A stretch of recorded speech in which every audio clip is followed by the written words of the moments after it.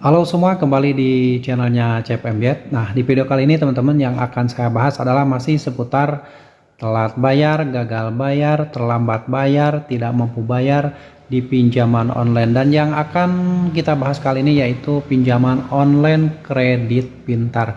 Siapa di antara teman-teman semuanya yang sampai saat ini masih mengalami kesulitan karena mempunyai utang di pinjaman online, sehingga telat bayar bahkan sampai gagal bayar, dan mungkin ada juga yang sampai telat bayar lebih dari 1 tahun. Silakan kalian bisa tuliskan pengalaman kalian di kolom komentar agar bisa membantu teman-teman kita yang saat ini sedang kesulitan karena mempunyai permasalahan telat bayar dan gagal bayar di aplikasi pinjaman online Kredit Pintar. Oke, Kredit Pintar ini seperti kita tahu adalah salah satu perusahaan pendanaan bersama berbasis teknologi informasi, di mana mempertemukan antara pemberi pinjaman dan penerima pinjaman. Nah, perusahaan pinjaman online ini boleh dibilang adalah sebuah perusahaan jasa ya. Jasa yang mempertemukan antara pemberi pinjaman dan penerima pinjaman. Dan Kredit Pintar juga merupakan salah satu aplikasi pinjaman online yang sudah terdaftar di Otoritas Jasa Keuangan. Dan dalam prakteknya, Kredit Pintar ini menerapkan bunga 0,4% per hari yang berlaku mulai tahun 2022 sampai 2023 sekarang. Dan mulai bulan Januari ini ada kemungkinan semua pinjaman online legal ini akan menerapkan persentase bunga 0,3% per hari sesuai dengan aturan dari Otoritas Jasa Keuangan yang sudah diberlakukan mulai Januari tahun 2024 ini. Dan bagaimana prakteknya? Apakah nantinya betul-betul Kredit Pintar ini akan menerapkan bunga 0,3% per hari untuk pembiayaan konsumtif dan untuk yang lainnya? Kita tinggal tunggu saja, dan mungkin nanti ada teman-teman yang lain yang sudah mempunyai pinjaman di Kredit Pintar. Apakah benar bunganya maksimal 0,3% per hari per bulan Januari 2024 ini? Nanti kalian boleh berbagi pengalaman dengan menuliskan di kolom komentar. Oke, Kredit Pintar ini seperti kita tahu karena legal dan sudah menerapkan aturan bunga 0,4% per hari pada tahun-tahun sebelumnya.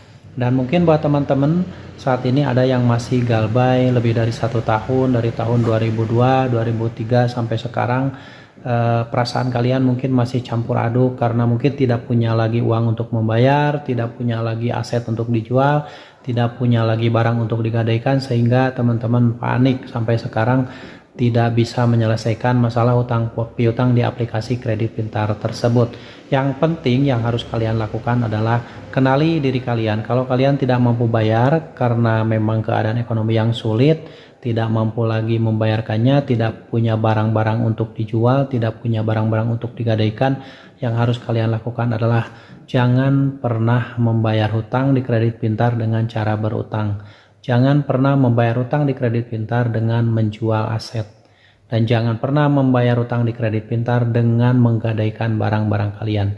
Itu tidak boleh dilakukan. Ketika kalian sudah tidak mampu bayar, stop pembayaran, gagal bayarkan di pembayaran kalian di Kredit Pintar tersebut, dan terima segala resikonya. Ikhlaskan hati kita, ikhlaskan hati kalian. Jangan sampai kalian ngedrop mental, jangan memikirkan sesuatu yang belum terjadi, karena pada faktanya dari teman-teman saya juga yang telat bayar dan gagal bayar di Kredit Pintar sampai saat ini udah lebih dari 1 tahun masih baik-baik saja, masih bisa hidup, masih bisa makan, karena mereka mengkondisikan pikiran mereka tidak terlalu takut yang berlebihan dan ikhlas menerima segala resiko yang akan terjadi, mau itu didatangi desa lapangan, mau data-datanya mau Srik OJK, ataupun misalkan data-datanya disebar dan sebagainya.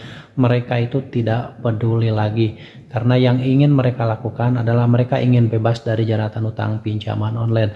Jadi buat teman-teman semuanya yang saat ini masih ketakutan karena gagal bayar di pinjol Kredit Pintar, yang harus kalian lakukan adalah bodoh amat dengan segala yang akan terjadi.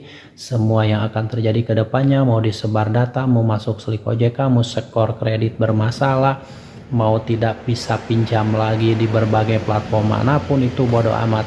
Yang terpenting kalian fokuskan kehidupan kalian, fokuskan mencari nafkah untuk diri kalian dan keluarga kalian, fokuskan membangun masa depan kalian yang lebih baik.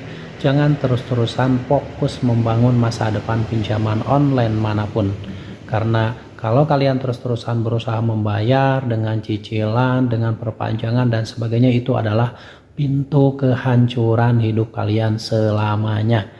Ya, kalau kalian berusaha membayar dengan cicil, dengan perpanjangan, itu adalah cara kalian menghancurkan hidup kalian selamanya.